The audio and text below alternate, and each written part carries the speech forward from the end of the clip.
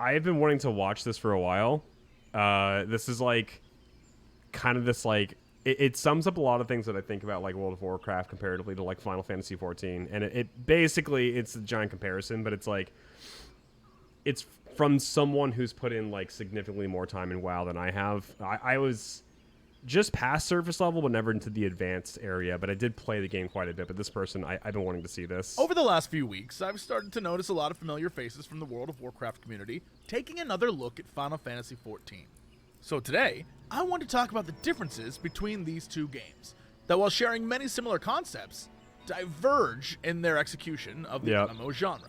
As a fan of both games and 15-year veteran of WoW... This is where I get the quote, because it's coined so perfectly what he says here in a second. I've often thought about this subject, as I now play through Final Fantasy XIV on a near-daily basis since August of last year. I frequently get asked to compare the two, and the simplest way I've been able to do so is the following. World of Warcraft is an MMORPG, while Final Fantasy XIV is an RPG MMO. Yep. What does this mean besides hopefully sounding clever? In Final Fantasy XIV, the entire creative process. Oh, dude, Yojimbo. The entire... He's like ripped straight from Final Fantasy X. That makes me so happy. Entire creative process. Great The direction, the core concepts, all of it are approached from an intrinsically different design philosophy than that of Warcraft. So it doesn't mean you can't enjoy both. It just means they're made for two very different gamers. Let me explain.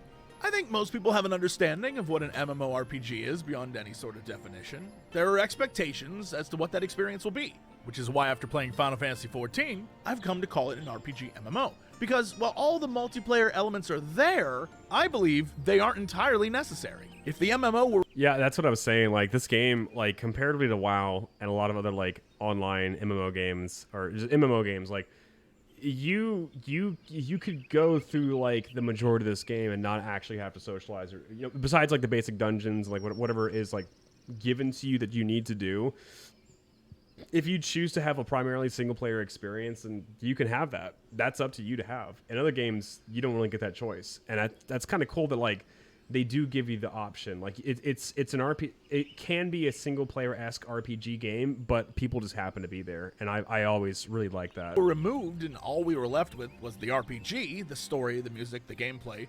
It feels the music's insane too. Like the player would still have a complete experience. Music this is so because good in the this team game. behind Final Fantasy XIV, from its inception, has put it. Hey, we watched that last night. It's focused squarely on storytelling. This design choice then influences every other aspect of the game. From characters, to world building, to music, to animation, all serve to enhance the storytelling. It is without a doubt the single most vital aspect of Final Fantasy XIV. Everything comes from the story, everything is related to the story, and everything exists to service the story. So as we move forward in this video, you'll see every time I bring up a comparison or idea in Final Fantasy XIV, it's going to be in some way related to the story. And it's because of this one fact that Final Fantasy and WoW can still feel similar to a player. WoW's story sucks. I think I watched like a recent. I personally feel like the Shadowlands story is just doo-doo. They built up Sylvanas to be this big bad, and I've been watching the cutscenes in like my off time, and it just feels like she's been being built up to this character of like, yeah, she's like the big bad, and it's like, it's been revealed that like fuck the Horde and Alliance all this time, like I do what I want.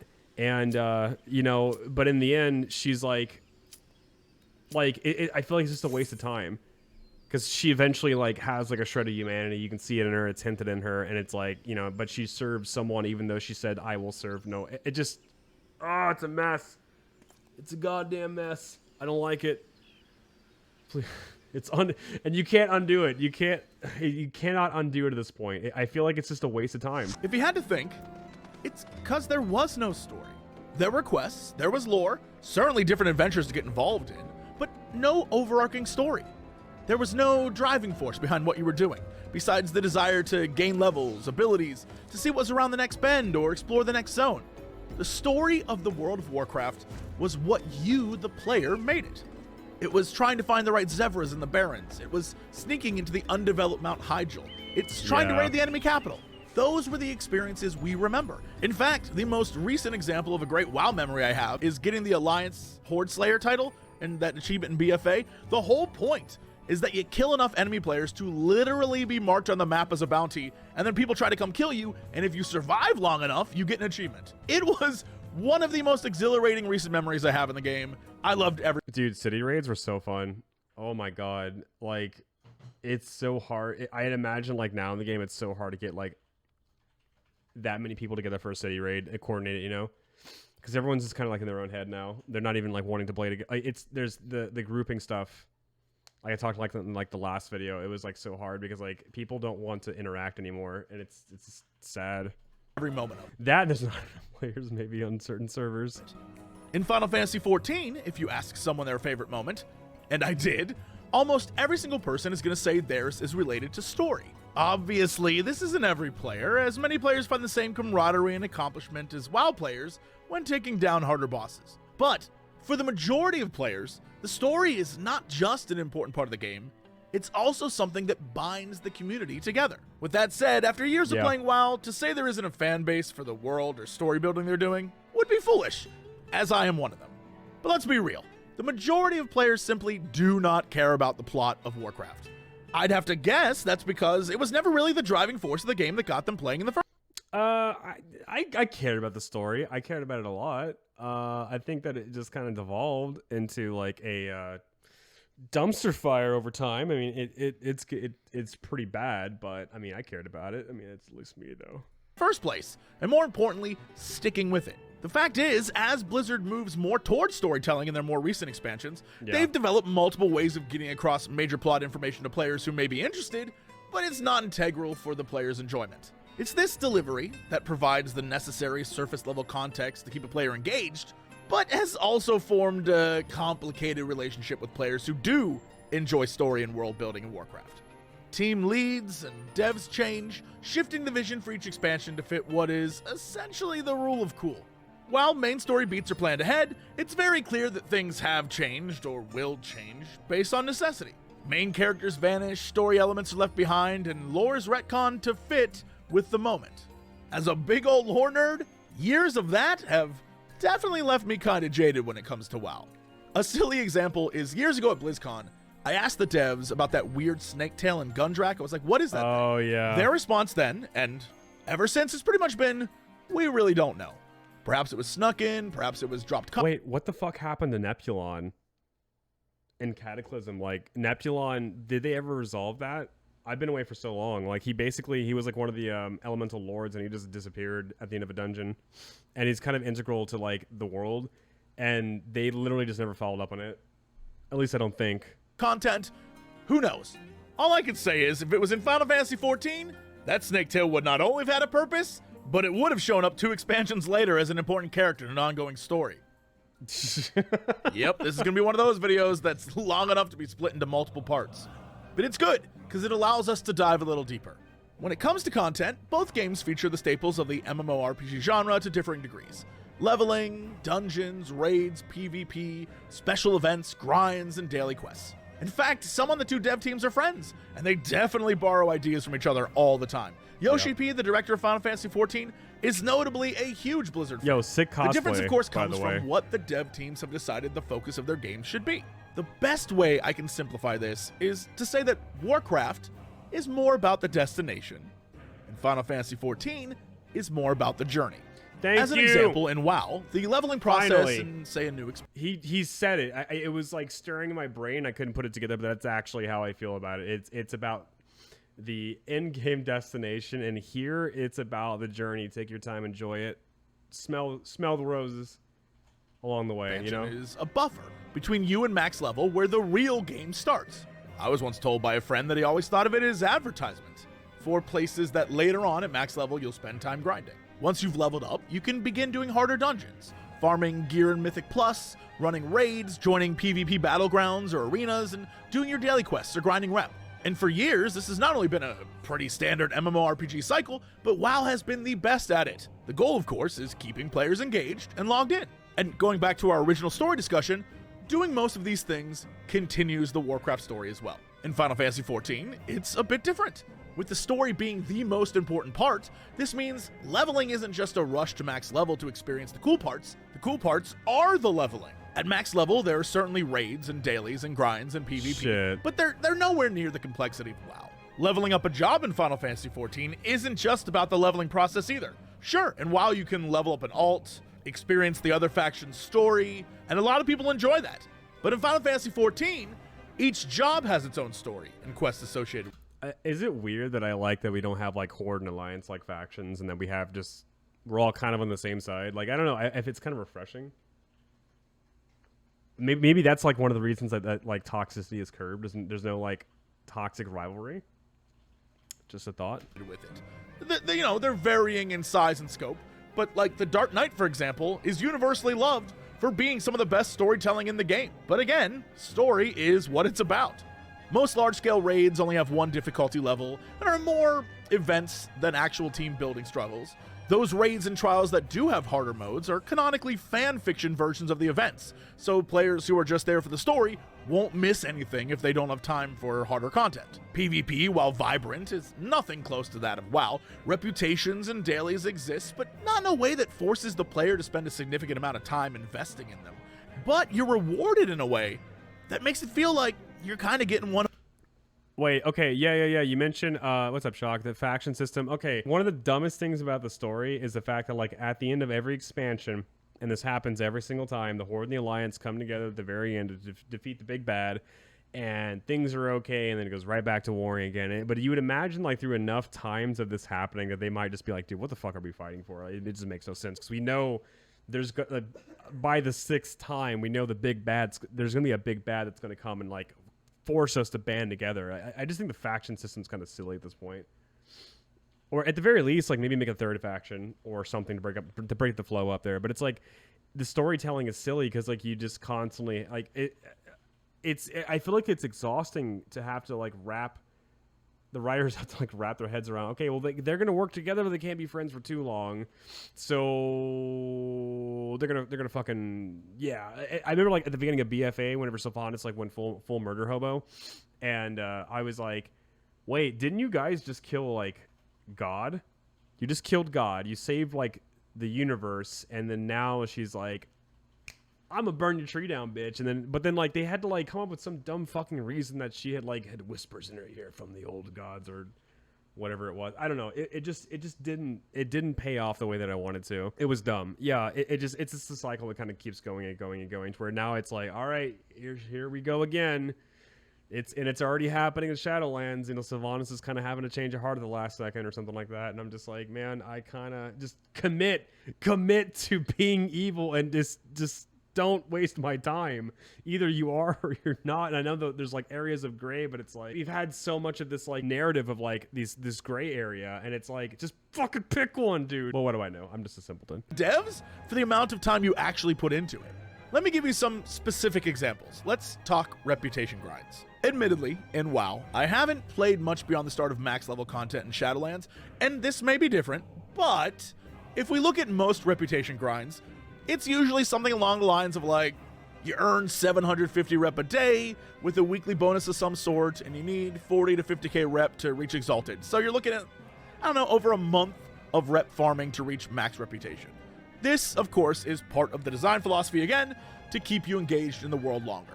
In Final Fantasy XIV, while some of the older reputations are pretty similar, the newer ones, take Pixies for example, are designed not only to be fast, but to feel very rewarding. Every day you get 3 quests that take roughly 15 minutes to complete, and as a reward, you get tons of reputation, tokens that you can eventually buy rep items with, and then loads of experience. I'm talking like a quarter of your XP bar for 3 quests. And this is great because not only does it make grinding rep easy, but it also rewards you for doing it on one of your other jobs, incentivizing you to level additional classes. Yeah. Let's take another example. Unlocking Flight. In WoW, unlocking Flight has always been a process. A thing that you really had to earn. Currently, I think to unlock Flight, it's something like getting Renown 44 and completing the last sigil and having completed Chapter 12 of the Covenant campaign, receiving memories to unlock account-wide flying, and then you can do it in Oh man, yeah. He's gonna say it for me. I'll just let him say it for me. Shadowlands. In Final Fantasy XIV, while exploring the map that you're already exploring anyway, you use a compass to find little green wind orbies, and when you find them all and you complete the area's story arc, you unlock flying for that specific zone.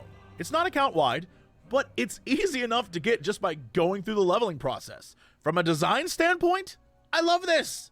When I first learned this is how you got flying in Final Fantasy XIV, I was actually angry about all the time WoW made me waste. In Final Fantasy XIV, you get to experience the zone, which is what WoW's trying to get you to do, but 14 doesn't gate your ability to move through it quicker in the future behind some sort of grind. Which has probably got a few of you now thinking, Jesse, you're making it seem like you don't have to work for much in Final Fantasy XIV.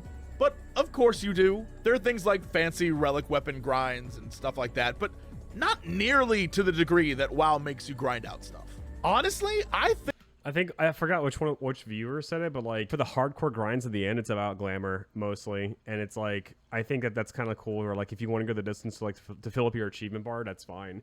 But like basically the game is however you make it. You can do whatever you want in this game. You can, if you just want to sit back and fish, and that's all you want to do. It's all you got to do. It's about the journey, not the destination. And I think the destination is what I felt that pressure to have to hurry up to this destination. And WoW, at least that's like in the later expansions. Earlier on, it wasn't so bad. It was there, but like later on, it was unenjoyable. And I feel like with this one, I definitely catch a sense of like, hey, go at your own pace, do what you want to do. You ain't got to hurry up, big brother. And I'm like, you mean I can fuck off and fish for 60 hours? Damn, count me in. Think we're so used to Blizzard making us go through content multiple times for months in order to unlock something like flying that anything less seems ridiculously easy. But that shouldn't be the case, gang. I don't know anyone who enjoys it, but we still do it. It all just comes down to the fact that the Final Fantasy XIV devs are not trying to keep you in their world for countless hours. So it seems like everything is a little easier. The fact... Dude, okay, I noticed that. Like, dude, I was like playing this and I was like, I don't feel this like overwhelming grindy sense of gameplay. It's weird because I was like looking for it. I'm like, okay, so all MMOs are gonna be like this way, which there are grindy aspects, right? But it's like I'm playing this and I'm like, I don't feel that pressure. And I guess I was like looking for it. I was looking for it a lot. Now I'm like, it's not even there. It's actually an enjoyable experience. And like the super grind is there for sure. But I was just sitting here and I'm like, dude, I don't feel that urge to just like go fucking hard and, you know. And it's like, I think that I was building that pressure on myself to do this. And I was like, yeah, you don't have to. And I'm like, that's nice. It's actually nice. Fact is, the 14 devs have literally said they don't care if you log in every day. Get what you want from their game, come back when you want more. Instead, the grindy bits of Final Fantasy XIV are something entirely different. I recently saw this ad for Final Fantasy XIV, and it made me laugh, because I've never seen anything like this for WoW. But most Final Fantasy XIV players will tell you this is where the majority of your max level adventure lies. Look at this thing. Gathering, crafting, free companies or guilds, housing, I know where I'm going, baby. Right? Gold saucer time. I'm wasting all my life there. Fashion. And the real estate market. The gold saucer, which is like a permanent version of the Darkmoon Fair. And I'll be honest, yeah, this is pretty much endgame in Final Fantasy XIV. That's not to say 14 doesn't have challenging content for those looking for a more traditional MMO raiding experience. But like, the point I'm trying to make is that in WoW, the endgame focus is on harder and harder raiding and mythics, PvP, both arena, battleground, and world, with all the other things in the game existing to aid in doing so. In 14, the endgame focus is more diverse. Although there are savage and ultimate difficulty raids designed for those who want a more challenging experience, there's also things like building a cool guild house or crafting a special... Yo, I want to build a guild house so bad, you have no idea. And yes, I'm gonna get shook down by a cactus and it's gonna suck. ...special weapon from a weird boss drop, or going on treasure hunts. There's more to do than just raiding for the sake of raiding.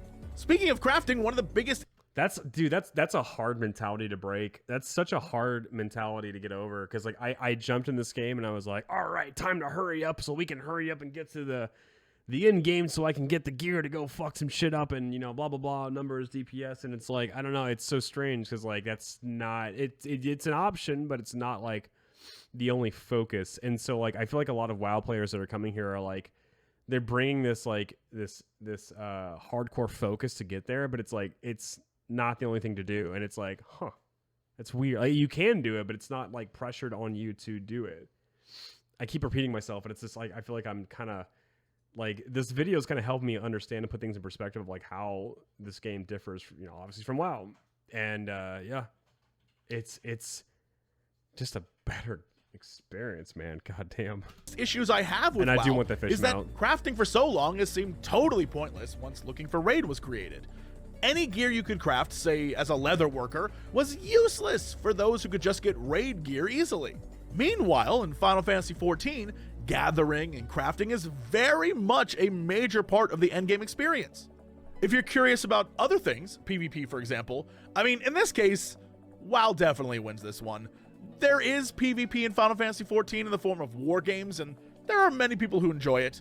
It's just that there's a wider variety and larger community in WoW. It is, after all, part of the core concept, faction warfare. This doesn't exist in 14. There are no warring player factions. In fact, much of the story is about getting all the nations of the world on the same team. Yeah. The funny thing is, We just talked as about WoW that. attempts to add more story, the PvP they're doing makes less and less sense narratively. Yep. And that's, I mean, just the That's tip of what the we just iceberg said. of the endgame experience. There's a lot more to talk about, but since we are talking endgame, I think we should flip it and do the starting experience.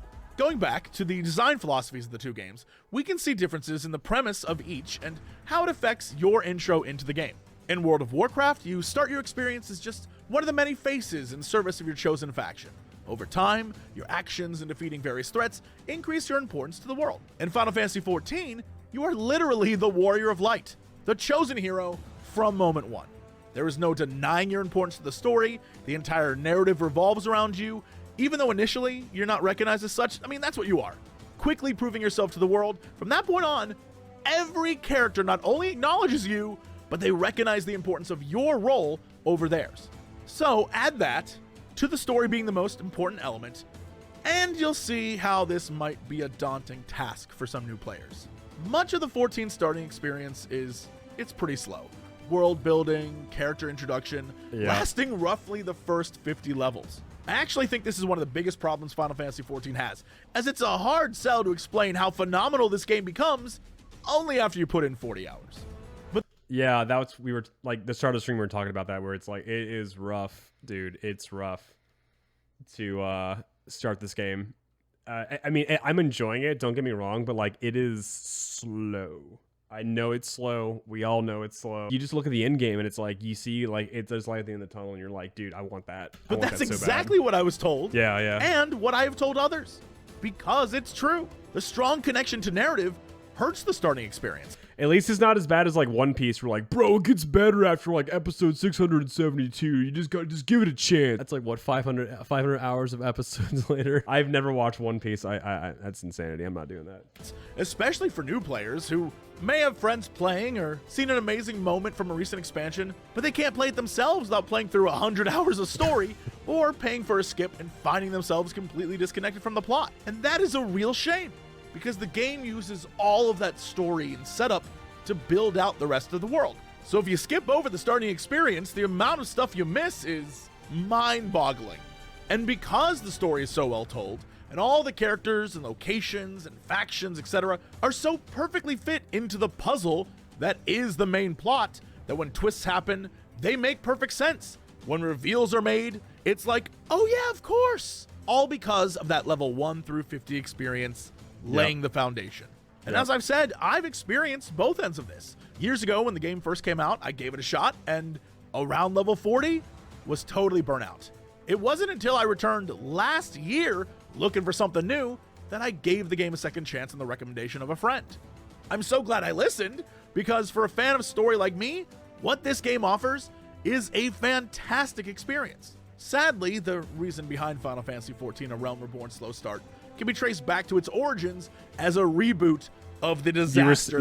You were saying that. The budget was small. That's what you were talking about. Short, and it shows. It isn't until the later patches of A Realm Reborn and the release of the first expansion, Heavensward, that the game truly shines.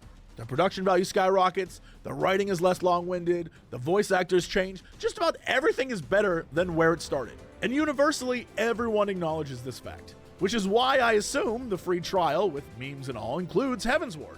If you're gonna keep playing the game, it's the first expansion that's gonna get you. What's totally insane about all of that is only by sticking with it can you then truly appreciate the slow burn A Realm Reborn was, and all the ideas it introduces that later become very important. It's like when your parents gave you some advice as a kid, and you didn't listen, and now you're 30, and you're like, damn, that was good advice. I should have listened. But again, how do you sell that to people? Meanwhile, the WoW starting experience is much more welcoming to new players because they keep updating it and changing it, a thing Final Fantasy XIV can't do without damaging the plot it's trying to set up. Because Warcraft that's rough. doesn't concern itself with this. That's they now rough. offer multiple ways to level, a special starting zone designed to teach new players. They have streamlined the process of getting your character to the end game, which, as we discussed, is a core design philosophy. But this means, depending on when you started playing, your story experience in World of Warcraft. All right, I'm gonna give it to WoW though. Like, I'm not gonna lie. I think it was in Shadowlands or BFA where like you could choose your starting expansion. So like you could choose if you wanted to level in Wrath, if you wanted to do Mop, if you wanted to do BC, if you WoD. Why would anyone want to do WoD? But you had the choice of like starting zone, and I think that their idea of like level squishing it was like that was good. I'm all for level squishing. So you don't have to get to like level 120. You basically are leveling from 1 to 50. You choose your expansion, and then of course from like 50 to 60 was like the end game of like, or the current expansion, which was Shadowlands, which was, I thought the idea was good, but the recent content, but you get the point. I thought that was a cool thing that they've done, but I can see how if they did do this in Final Fantasy, like it would just turn this game upside down because the story is so intertwined into everything that is made of this game that you just can't do that. And that's one of the cons that we're just going to have to accept because we can't change it. I know it gets better because trust me, I've seen bad, and everything that I've seen, it definitely gets better. I know that because I watch the content creators that I watch who are having fun doing the in-game shit. Yeah, I want to get there too. Trust me, just get through this hump. Warcraft could be entirely different from another player. Some moments I may have experienced years ago are no longer in the game, making it so things that bind players and keep them engaged in the game are not story, but it's progression systems, expansion guild launch dynamics, and faction events. conflict, which I think explains why people enjoy playing Classic, as it has all the things I just listed, but also a shared sense of existing in the same world, which I feel like, I think many of you would say, the current iteration of WoW does not have. Another way to look at this is how new content is delivered. I saw someone say Classic Legion, and I spit my drink out this morning because what a concept. If we look at the two most recent completed content cycles in both WoW and 14, the picture we get of everything I've been talking about becomes more clear. In WoW, the new content starts with the release of a trailer, a big budget, stunningly well made, sometimes shocking reveal. It's usually a way for Blizzard to show the first major inciting story moment. This is something like Sylvanas breaking the Helm of Domination or definitely destroying the world. Then launch, there's a book and maybe some short stories about major characters involved in the next expansion. Cataclysm has a very special place in my heart. That was a time of my life when I just poured so much into that game. I loved Cataclysm, even for all of its faults. But yeah, everything else after that just kind of, I don't know, man. Expansion will get a pre-patch event, and then the expansion will release. And for the most part, every WoW expansion follows a similar formula. We get a short burst of main story before pausing for leveling content and eventually returning to the main plot. Then a major raid is released. Yeah, it's always that mid-game patch of like this weird side story kind of thing. It's like the B story in like a Netflix show. And there is like this routine thing. You can definitely see it. The way he's laying it out, I'm like, I didn't think of it that way. The story for the main plot continues as we get a series of patches culminating in the last patch of the expansion and the showdown with the big bad. Right, yeah. The cycle begins again with the new trailer. Go. Because of its heavily story-based nature, almost all of the content in 14 is delivered in-game. So in the previous expansion's fourth major patch, you'll get hints of a new story. By the time the fifth major patch rolls around, you'll have more information, important details or new jobs will be hinted at. And then, around the same time, we get the trailer. Unlike WoW, it's not a single moment, but a series of vignettes and a hint of things to come in the next expansion. Then at launch, the main story is experienced and completed throughout the leveling process. The first major patch and so on are there to wrap up loose ends, tell new smaller stories either via raid or a series of max level trials, or introduce new areas that serve as a way to grind out special weapon skins. And then, by the end of the third major patch, the story of the... Dude, honestly, the monster designs in Final Fantasy are so much better than WoW. I mean, not that that's a big selling point for me, they just look fucking cool. Like, I love the monsters in this game. Expansion is wrapped up. And then the fourth patch continues the trend of hinting at what will be in the new expansion. So once again, I'm sure the obvious difference comes down to the initial design choice by the two dev teams. The reason the Warcraft patch cycle is what it is to keep players engaged longer. So if you're a fan of story, for example, you need to keep with it through all the patches to see the end. while Yeah. Final Fantasy XIV, designed to deliver story most of all, gives you a completed one at launch, then adds additional adventures afterwards. The most notable difference in gameplay between I've heard the of SWTOR. I think, is to start, the global cooldown in Final Fantasy XIV is 2.5 seconds. So when you're level 10, for example, and you only have 3 abilities, it seems like there's a lot of downtime. Later on, as you unlock other off-cooldown skills or increase your stats to lower your GCD, this changes, but for the start, it definitely feels pretty slow. This also translates into differences between the spell and ability rotations of the two games. Warcraft is more reactionary. Build up a bar or wait for a crit to trigger an ability, while Final Fantasy XIV is more proactive, where the player weaves a pattern of combos together to create a string of pre-planned attacks. Even the procs in Final Fantasy XIV are associated with patterns and planning. Combat in WoW is like a street brawl, and Final Fantasy XIV is like a dance. And because 14 is more of a dance, it flows better. Is it flows more spectacular. Way better. Yeah, it and the flows spell way effects better. are way more flashy than those in WoW. And for the most part, spell effects aren't necessarily designed with large groups in mind, unlike Warcraft. So when you're in a 24-man raid and all the effects are going off, it can sometimes feel blinding. So much so that there are options in 14 to decrease or turn them off for other players. Speaking of making changes to the game, 14 has a pretty amazing HUD customization in the base game. While you can do a lot more with the various add-ons in WoW, 14 gives you enough tools to customize your experience so that you don't feel the absence of add-on support. This UI customization allows for the use of a controller, which the game was designed with in mind, allowing for cross-platform play. That's just nuts. They actually made the controller like a viable option that you can use, you know, like in the late game. You can actually use the controller effectively. I think that's an option, and that's pretty cool. Play between PC and PlayStation. This allows for some pretty fun player interface options and looks, letting you clutter your screen with as much information or as little as you want. And we can't forget about the accessibility of players who simply can't use a mouse and keyboard. Accessibility can be found in 14 in the form of universal language on markers and effects. I'm sure that as you've watched this video, you've noticed in the Final Fantasy XIV segments the same markers on the ground over and over and over again. To the point where players can have some idea of what's coming their way based on the effect. They understand what's about to happen and what's required.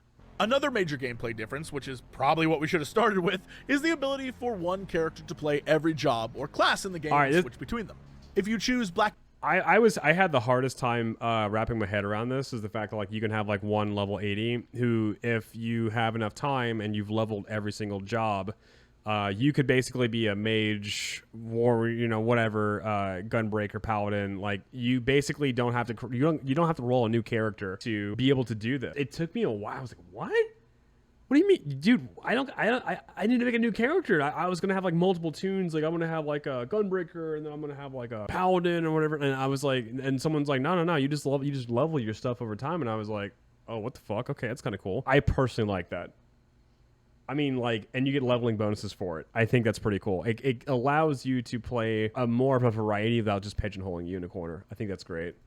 Mage to start, for example, like without starting having to like level a brand new character and go through the whole process again. It's like, I think that would be brutal, considering 1 through 60 or 1 through 50 is what it is. I did, and you end up hating it, like I did. Then you can switch to another job and try something new. Fall in love with something new, like a red mage or a warrior or a dragoon, like I did. And 14 is designed with this one character leveling multiple things in mind. WoW, on the other hand, is designed around having to create multiple alts to try different classes.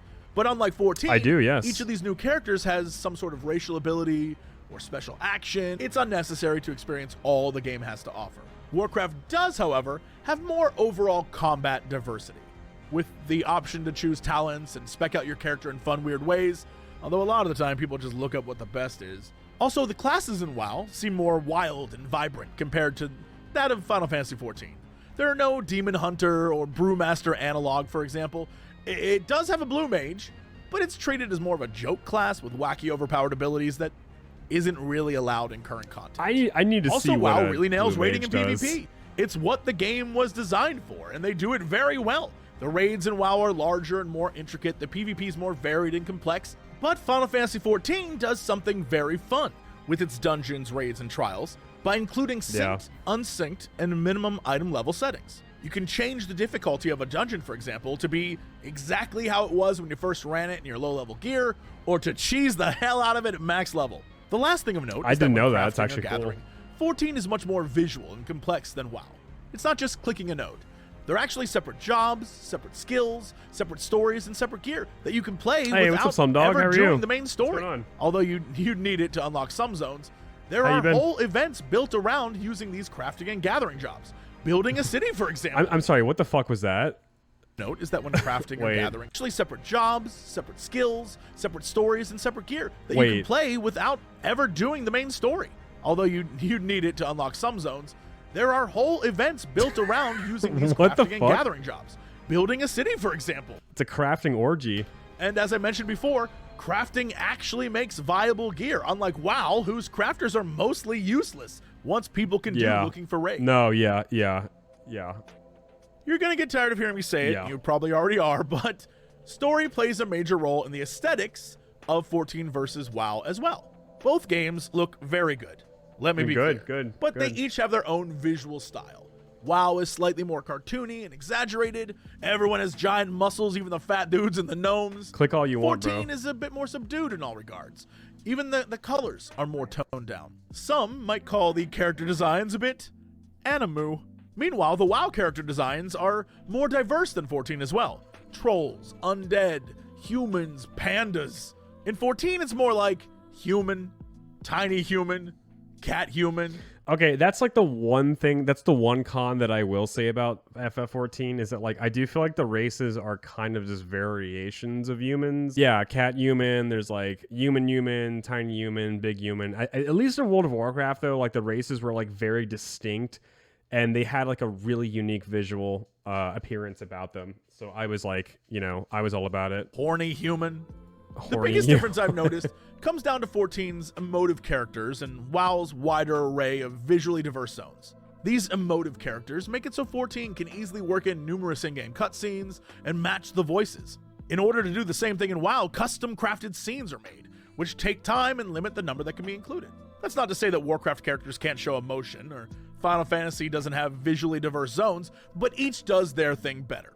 WoW can get more wild with their visual design because they aren't limited by players on older consoles. The PS3 version of 14 was still available until 2017, which means the PS4 version will be limiting players for a few years still. Because its limits are fewer and the devs can update and change their graphics more frequently, WoW can create a more wild, outlandish, and visually striking environment for players to explore. And because 14 was started with storytelling in mind, characters' faces are designed to show a wider array of emotions.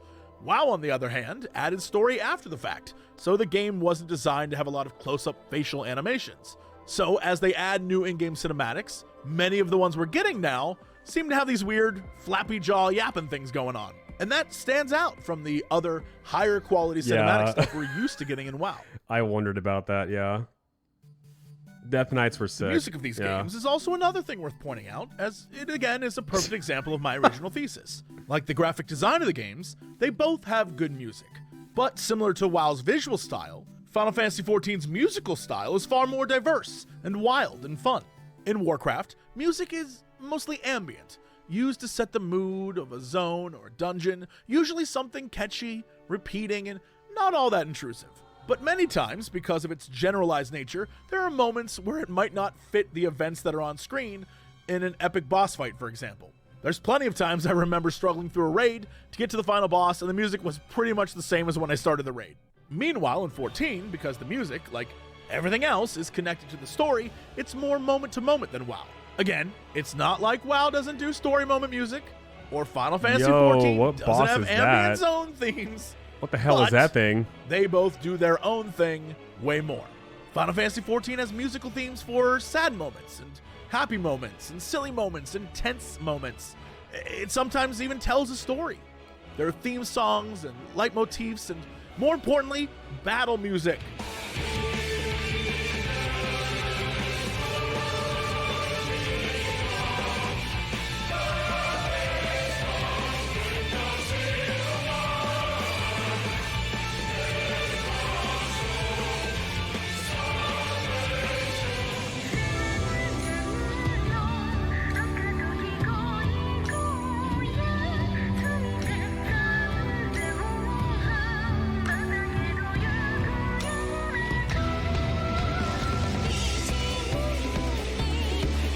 God damn, that's so good. That's a banger.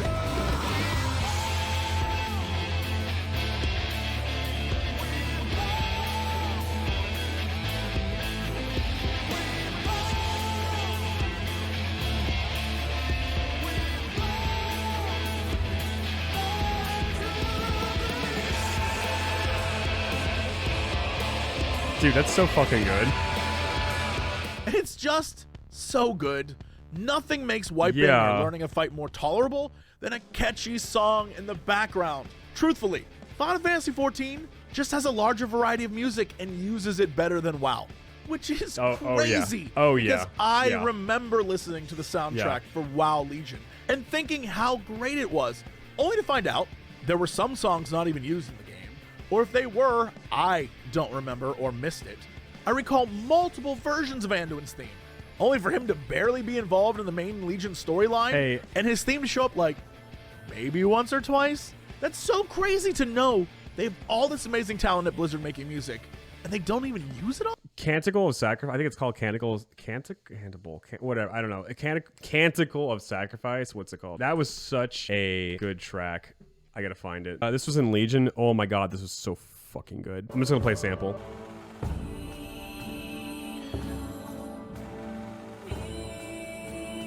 Like this was a banger. I mean, when WoW music slapped, it slapped.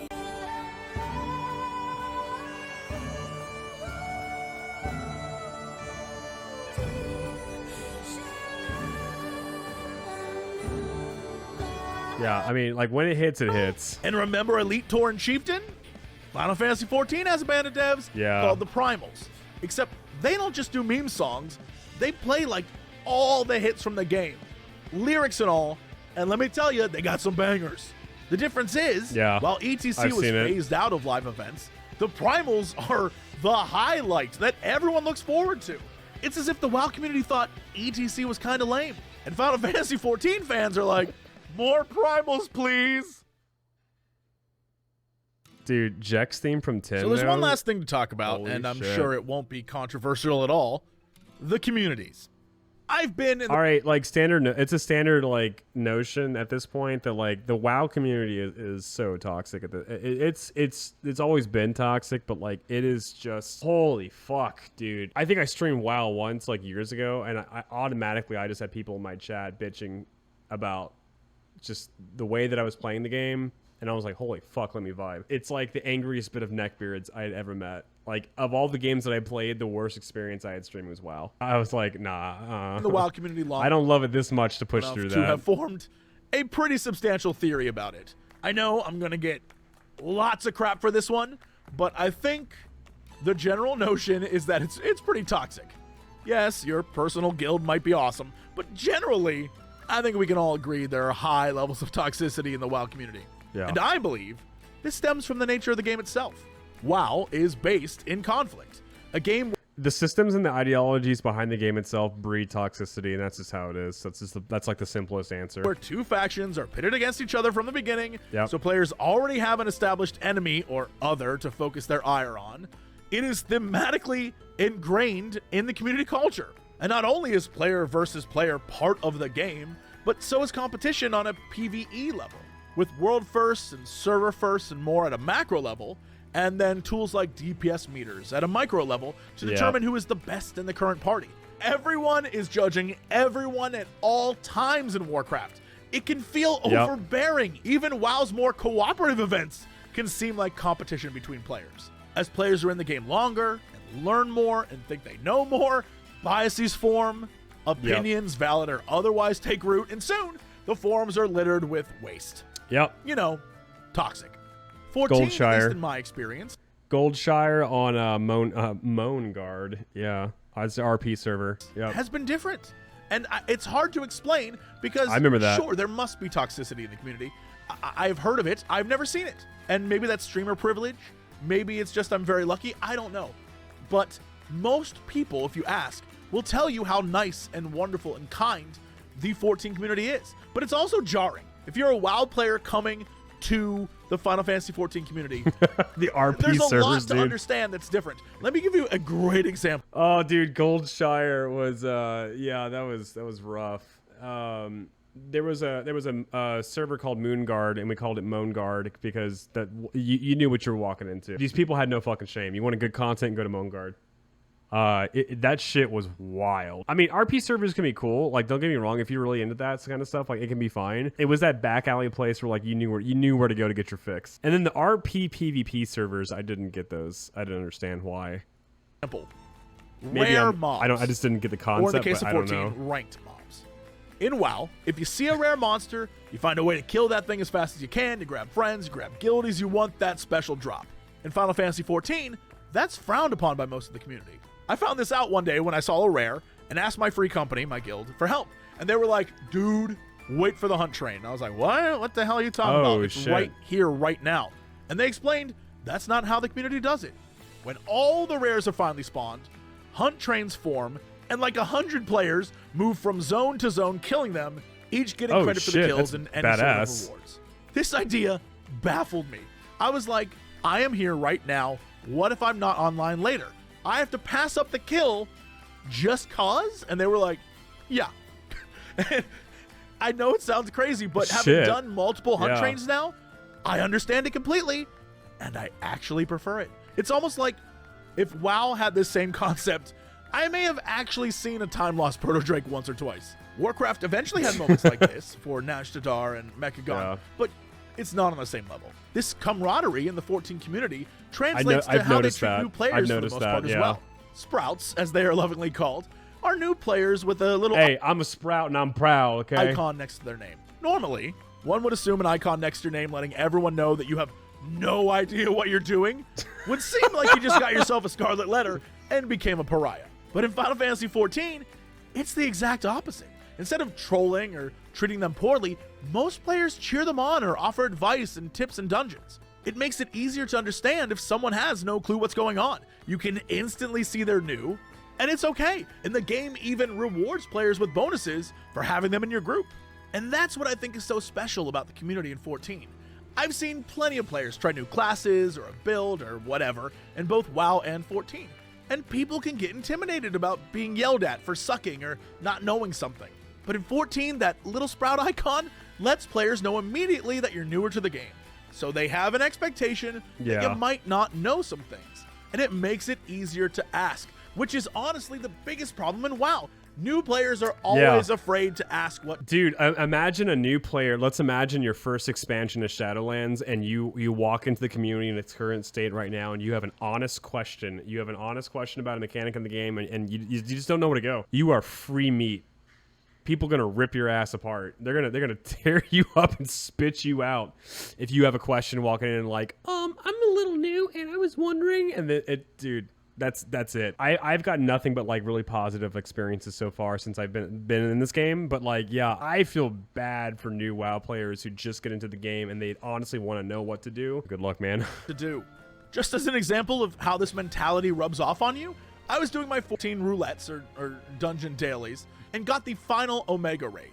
When it popped, I was in a group of almost all sprouts. For those of you who don't know, this fight is what you would call a complicated dance. We wiped a lot. And in my guild chat, I was cursing up a storm. I was so upset that I had to go through this thing that I thought was going to take me 5 minutes, but I'm here on party chat with the sprouts. I was like, we can do this. Come on, I'll teach you how to do this fight. I've often thought about what it's the sprouts in WoW would be like. And the Dude, you want to talk about toxic? I don't know what or why, but Ragnaros. I went to Ragnaros just one time just to kind of see what general chat was like. Holy fucking shit, dude! I got scarred for life. I was just like, hello, how is everyone doing today? And I just got told to like fuck off and kill myself so much. Damn, man, I don't know. It was nuts. The only thing I can think of is that it would mostly be people dropping from parties that they showed up in. Again, this isn't to say the Final Fantasy XIV community is perfect. Obviously, assholes play all sorts of games, but the general nature of the player base seems a bit more relaxed. Yes, someone will tell me I'm doing something wrong while I stream, but that's every game for everyone. The biggest difference, I think, is the Final Fantasy XIV community does not tolerate a lot of the stuff that WoW does. The crackdown on bad actors is swift and immediate. Good. And some of you may be like, good. Oh, that doesn't sound cool. Good. I guess for the people who don't want to deal with that stuff, it's pretty cool. I don't know. The last big takeaway I have on community is this. The WoW player base seems always ready to attack their game, even while loving it. Yep. The Final Fantasy XIV community is always trying to defend their game, even if it doesn't need it. Yep. So you've made it some 30 minutes into a YouTube video and you find yourself here. This was all just sort of a long-winded way of saying again what I'm sure I made clear in the first 5 minutes, but I really wanted to expand upon the differences between WoW and 14 and how there are players who like each of these. So I guess that's pretty much it for this video. Sure, there's definitely going to be something I missed or couldn't find a way to fit in the video. That's what comments are for, I suppose. So please, if you have something to add or additional thoughts or insights, what am I watching? or if you think I'm way off, let me know. This video was done out of love for both games and the knowledge that each has its own Is this in the game? audience, and it's okay to like one and not the other. I hope the takeaway is that if you enjoy story games as much as I do, list, yeah. you'll check out 14, and if you could care less, you're probably already invested in WoW, and I don't see why you should leave. That's what it comes down to, at least for me. Anyway, thanks so much. Thank you to all the amazing patrons who make videos like this possible. Please, if you like this, share it with your friends or give it a like. That'd be swell. I would love it if you would consider subscribing and hit the bell and do all the things that, you know, you have to do on YouTube in order to see a video these days. Oh, okay. But that's it. Thank you so much, and I will see you in game.